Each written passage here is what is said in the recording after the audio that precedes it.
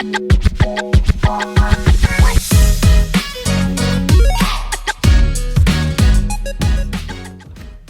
everybody, welcome back to another short mini-series with Process Pat. This week we're going to talk about where we believe that agility is going to go next.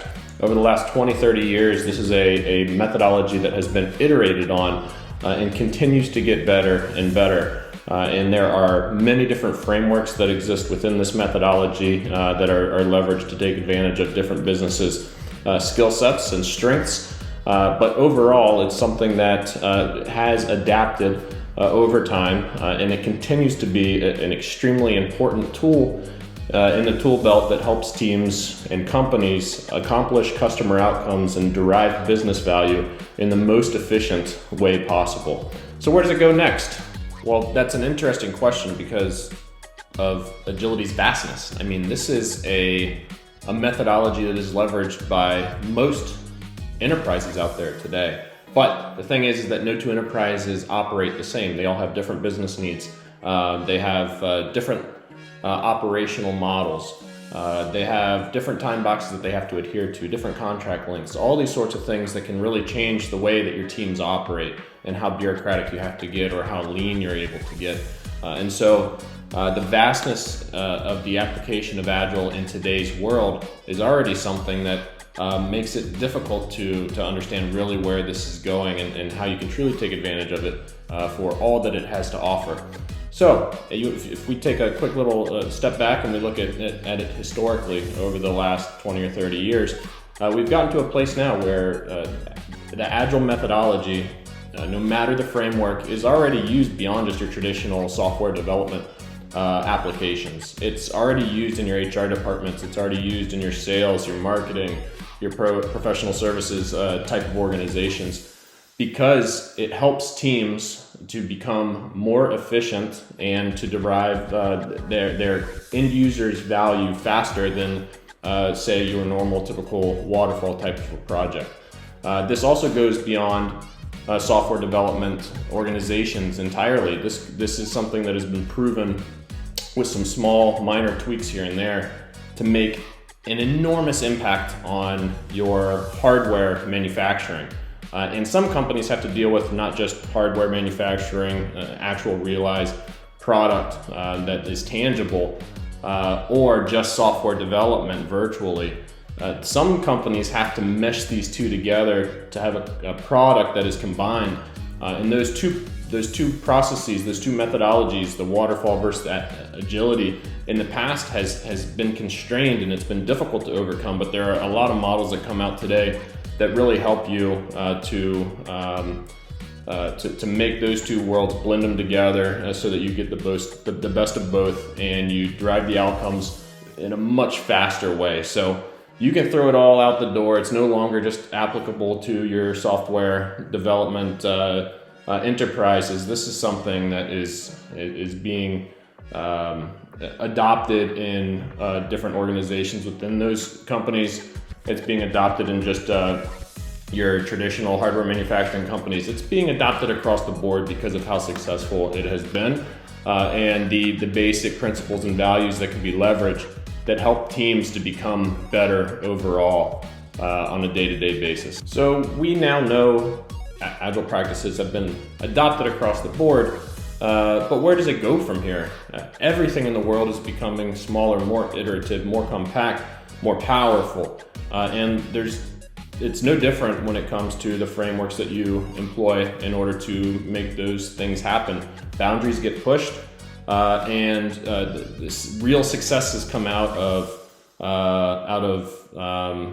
those trial and errors. Teams are really learning day to day how they can continue to become more lean, how they can continue to become higher performers, how they can learn more, how they can they can automate the things that they do day to day so that they can focus on the more important issues. So the methodology itself is changing. It's becoming more lean, and you're seeing some different use cases out there that I think are very interesting and get me excited. Although they are extremely difficult to put into practice without the right environment around you. And that takes me to things like, whatever you want to call them, the Musk models, how he is able to successfully operate companies like Tesla, building electric cars, or like SpaceX, building rockets that are not only bigger and more powerful than anything out there today, but also reusable, saving companies tens of millions, hundreds of millions of dollars, and being able to reuse those same components over and over again. Battery manufacturing, if you think of the Boring Company, I mean, he applies the same lean principles more or less across the board, whether it's hardware manufacturing and his rocket building and his cars, to the software that makes all of that work and come to life. And shout out to Joe Justice. I don't know him, but I love his work and his podcast and the information that he's able to bring to the day-to-day listener, viewer. But his insights into the way that Tesla or SpaceX operate day-to-day is just mind-boggling. And I don't think that this is something that most companies can take advantage of. I think that there's a small percentage of companies that can operate like them, but I think most companies can shift their mindset so that they can start to think leaner as these companies do without major operational changes today. Because if you want to take these practices and put them into effect, it could be catastrophic for your business because you're not set up for success to operate like these companies do today.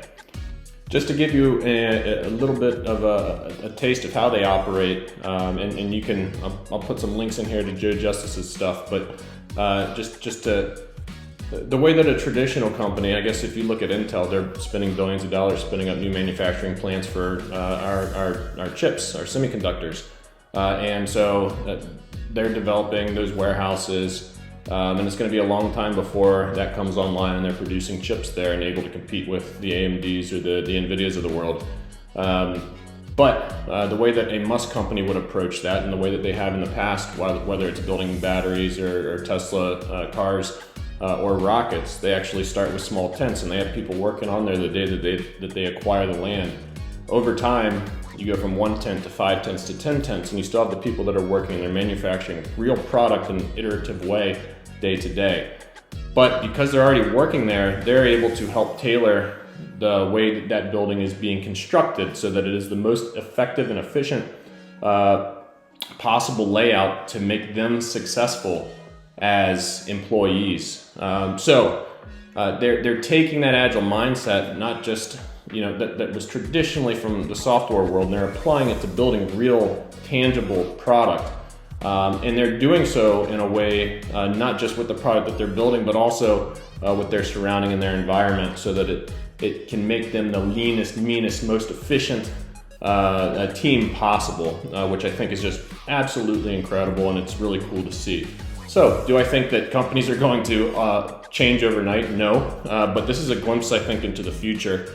And as things become more automated, as processes become leaner, as we're able to focus on the real problems day to day rather than these individual tasks that a bot or an automated process can handle, I think that we are going to start to turn in this direction. I think 5-10 years down the road, you're going to see that a lot of companies have started to adopt this Musk model, not only because it's efficient and lean and good for business, but also because it derives the best possible customer outcomes in the shortest period of time.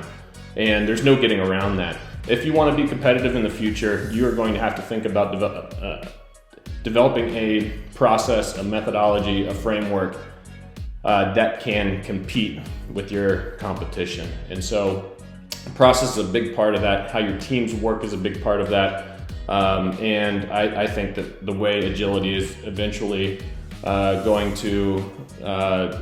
eventually going to get to a point where it is mimicking a lot of the stuff that Musk has been able to put into work today.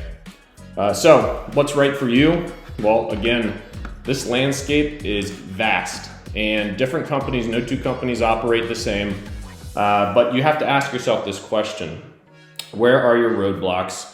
What is it that your business is trying to achieve? What is the best way in order to do that? How long are your contracts? All these sorts of things really do matter. What are the skill sets on your team? How's your team made up? Are you remote? Are you in person? There are so many different factors that will help you to shape the framework that is right for you underneath that Agile umbrella. If you have any questions, you're always more than welcome to reach out to me and we can talk through your specific use case, and I can make some recommendations that can help you to overcome some of the problems that you're facing on a day-to-day basis. I hope you're able to learn something today. As always, please make sure that you're liking and subscribing. Have a great day. Thanks, everybody.